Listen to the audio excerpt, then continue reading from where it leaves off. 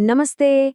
आज के इस खास एक्सप्लेनर में हम बात करने वाले हैं सीखने और सिखाने के एक ऐसे तरीके की जिसने सदियों पहले ही पूरी दुनिया का नजरिया बदल कर रख दिया था। जी हाँ, हम बात कर रहे हैं मशहूर दार्शनिक सुकरात की प्रश्नोत्तर पद्धति की, जिसे हम सोक्रेटिक मेथड भी कहते हैं। ये सिर्फ कोई किताबी थ्योरी नहीं है, बल्कि गहराई से सोचने और सच की जड़ तक पहुंचने का एक कमाल का टूल है। तो चलिए बिना किसी देरी के शुरू करते हैं। चलिए सबसे पहले इसके बेसिक्स में गोता लगाते हैं। देखिए, सुकरात के पूरे दर्शन का एक बहुत ही क्रांतिकारी आधार था। उनका मजबूती से मानना था कि ज्ञान मनुष्य के भीतर पहले से मौजूद है। सोच कर देखिए, कितनी दिलचस्प बात है ये। इसका सीधा सा मतलब है कि टीचर का काम किसी खाली दिमाग में ऊपर से तथ्यों को भरना या उड़ेलना नहीं है।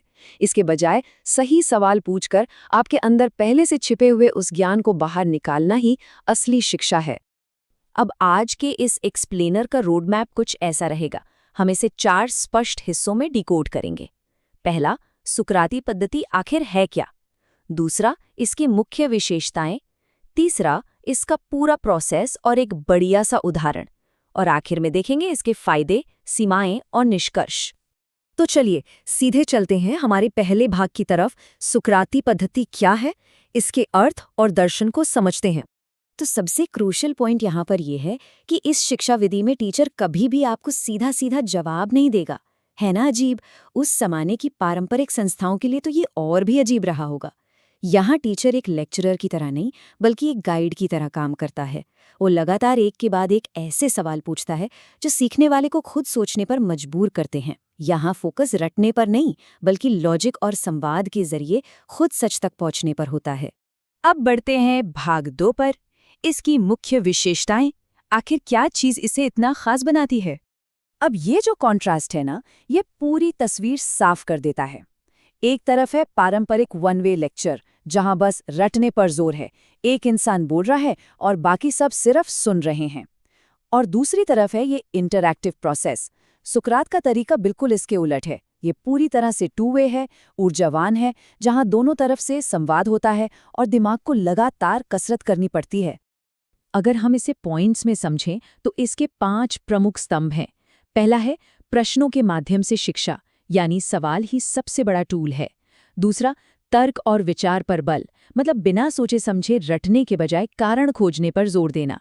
तीसरा, सत्य की खोज, सवालों के द्वारा गलत धारणाओं को हटाकर असली सच तक पहुंचना।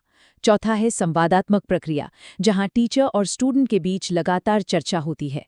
और पांचवा और शायद सबसे अहम बिंदु है आत्मज्ञान का विकास। जब आप तर्क के जरिए खुद अपनी गलतियां पकड़ते हैं ना, तो वो सीखने का बहुत ही सशक्त अनुभव होता है। चलिए अब आते हैं भाग 3 पर, प्रक्रिया और उदाहरण, मतलब असल में ये काम कैसे करता है।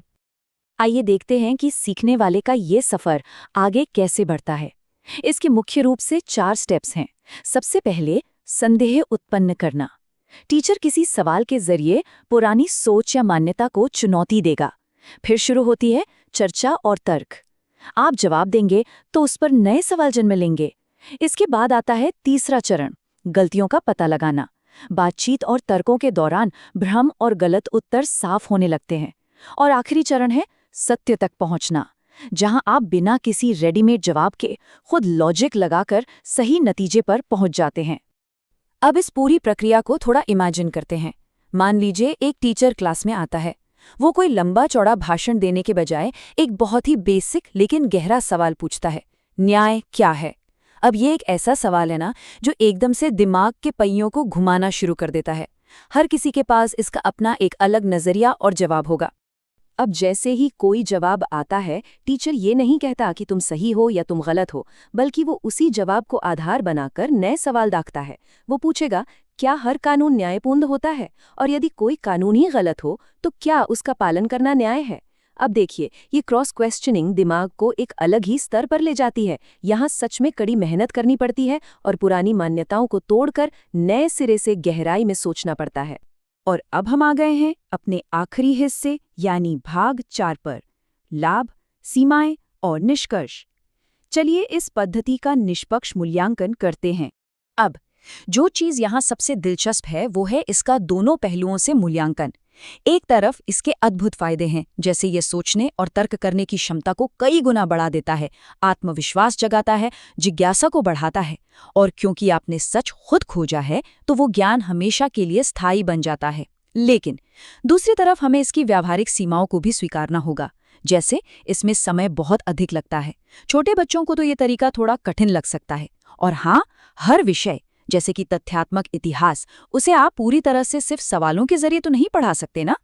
इन सीमाओं के बावजूद जरा सोचिए, सदियों पहले शुरू हुई सुकरात की ये प्रश्नोत्तर पद्धति आज भी मॉडर्न एजुकेशन, कानून, दर्शन और वाद विवाद में कितनी व्यापक रूप से उपयोग की जाती है। इस पद्धति ने पूरी दुनिया को ये सिखाया है कि क्या सोचना है ये रटने के बजाय कैसे सोचना है ये सीखना ज्यादा जरूरी है। तो जाते जाते आपके लिए एक सवाल छोड़ जाता हूँ। तेजी से बदलती इस दुनिया में क्या आज की हमारी कक्षाओं को सिर्फ रटने के बजाय इस तरह के इंटरैक्टिव और तार्किक संवाद पर और भी ज्यादा निर्भर नहीं होना चाहिए? इस पर गहराई से विचार जरूर कीजिएगा।